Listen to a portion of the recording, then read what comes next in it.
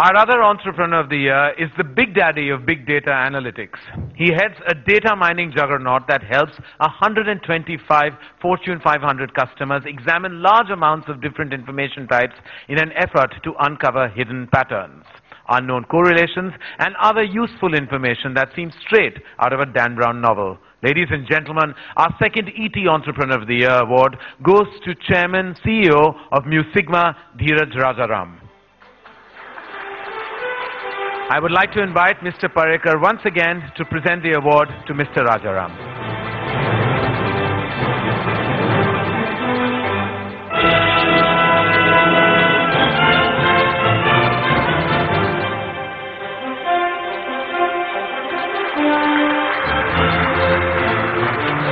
Congratulations, Mr. Rajaram, and we'd love for you to say a few words.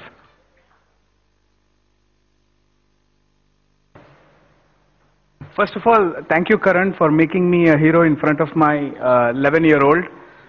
You were kind enough to go and say hello to him upon my request. You know, they say behind every successful person or man is his woman, but that's actually a thing of the past. In my case, she's right in front and center. And I just wanted to make sure that I'm, you know, as I'm picking this up, she's here. I met her when I was 17 years old, and she's been with me all throughout. So I think this doesn't work without her on the stage.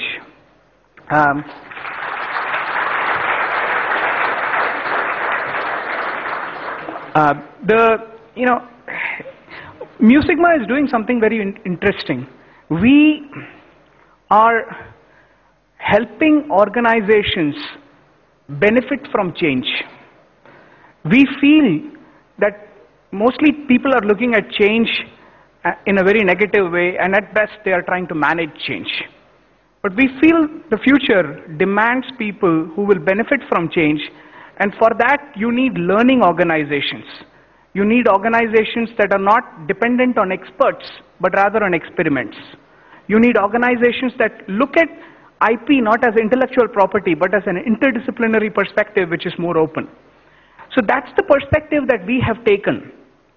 You know, when I was hearing Modi ji speak about Achhe Din, what I heard was the potential we have is you know, based on a strong foundation of demand that India has, a strong foundation of a demographic dividend which is very, very young, and another foundation built on the fact that, you know, we are a democracy, we are one of the largest democracy. But I think there is a fourth D, and that D is data.